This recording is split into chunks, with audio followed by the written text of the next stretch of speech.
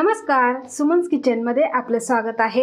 आज आपण कटाची आमटी कशी बनवायची ते बघणार आहे। तर त्या कटाच्या आमटीसाठी इथे बघा मी येळवणी घेतलेला आहे। येळवणी म्हणजे काय, ज्यावेळेस आपण डाळ शिजवतो आणि शिल्लक राहिलेलं जे पाणी असतं त्याला येळवणी असं बोलतात।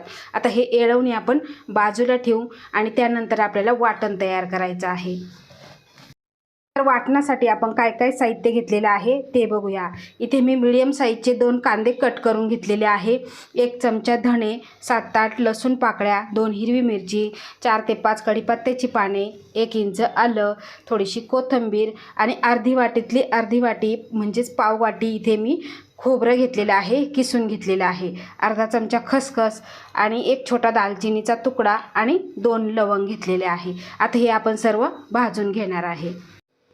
तर इथे पॅन गरम झालेला आहे आणि त्यामध्ये आपल्याला थोडंसं तेल घालून घ्यायचं आहे।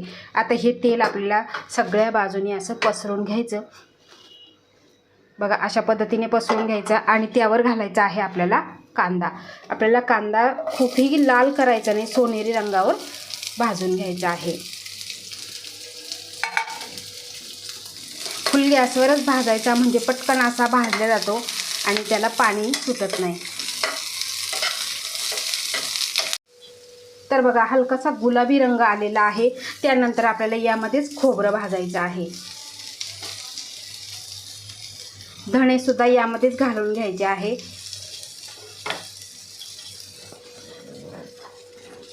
आपल्याला खूपही लाल करायचे नाही, लाल केल्यामुळे काय होतं की त्याची चव बदलते, कडवट अशी चव लागते। आता यामध्येच आपल्याला हे परतून घ्यायचं आहे। तर कांदा, खोबरं, धणे छान असे भाजून झालेले आहे। आता यामध्येच घालायचं आहे आपल्याला, अगदी गॅस मंद ठेवायचा आणि त्यानंतर घालायचं आहे आपल्याला आलं, कढीपत्ता, मिरची, त्यानंतर इथे लसूण घालायचं आहे। आता यामध्येच घालायचं आहे आपल्याला खसखस, दालचिनीचा तुकडा आणि लवंग। खसखसला जास्त भाजण्यासाठी वेळ लागत नाही, त्यासाठी खसखस ही सगळ्यात शेवटी घालायची आहे। आता यामध्येच घालायची आहे आपल्याला कोथिंबीर आणि गॅस बंद करायचा आहे। जेवढा आपला पॅन गरम आहे त्यामध्येच आपली खसखस आणि कोथिंबीर छान अशी परतून होते।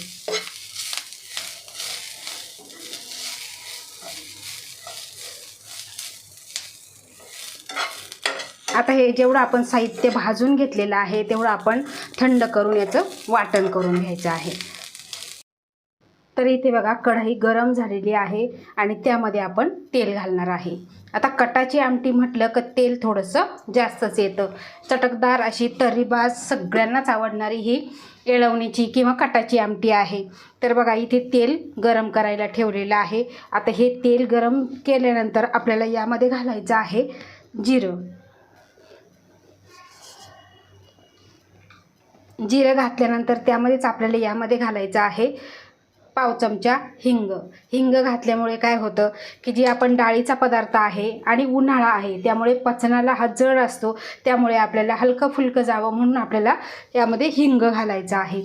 आता हे पूर्ण आपण मिक्स करून घेऊ। जिरंसुद्धा छान असे हे फुलायला लागलेलं आहे। तुम्ही अनेक वेळा आमटी केली असेल, पण अशा पद्धतीची ही या येणाऱ्या सणासाठी तुम्ही अशी आमटी नक्की बनवून बघा, कारण ही आमटी खूप चवीला छान लागते। कारण जो डाळीचं जे पाणी असतं, डाळीचा जो अर्क असतो तो सगळा ह्या येळवण्यामध्ये असतो आणि त्यामुळे ती आमटी खूप चवीला छान लागते। आता यामध्येच आपल्याला घालायचे आहे 9-10 कढीपत्त्याची पाने। आता जे वाटण बनवलेलं आहे ते वाटण आपण यामध्ये घालून घ्यायचं आहे।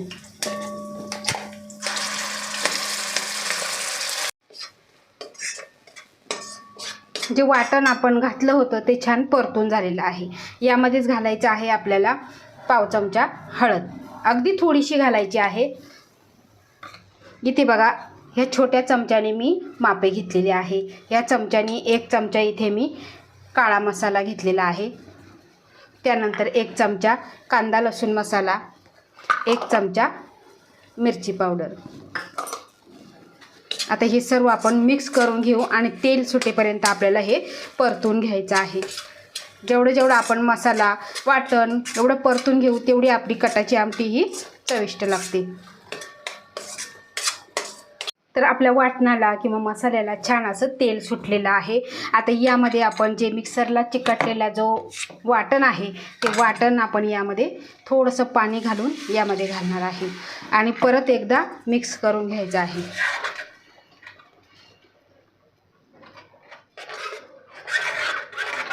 आता यामध्ये आपल्याला घालायचं आहे येळवणी.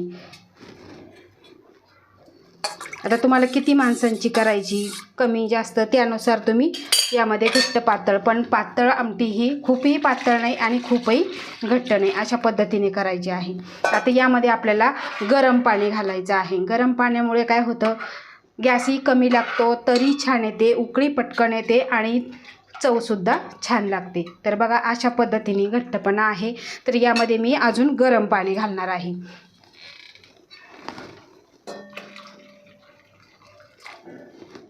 जेवढी आपली आमटी आटल्या जाते तेवढी ती चविष्ट लागते. तर बघा अशा पद्धतीने मी पाणी घातलेलं आहे.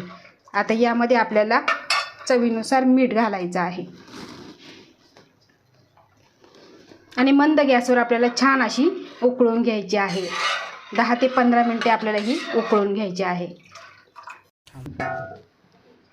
तर तुम्ही इथे बघू शकता छान अशी उकळी आलेली आहे आणि मंद गॅस करायचा आणि त्यानंतर आपल्याला यावर थोडीशी कोथिंबीर घालायची आहे.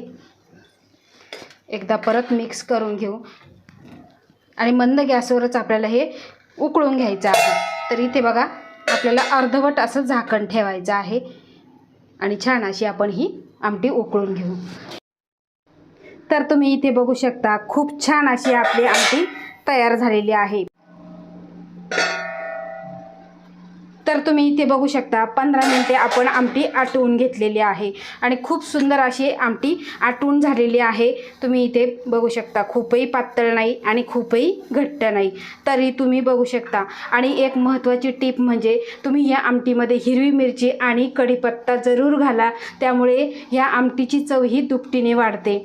तर ज्यावेळेस आपण पुरणाचा स्वयंपाक करतो त्यावेळेस आमटी ही आपली चविष्ट होते आणि घरातल्या सर्व मंडळींना आवडते. तेव्हा ते म्हणतात पुरणाच्या पोळीचा स्वयंपाकाचा सार झाला, असे आमची आजीसुद्धा म्हणायची.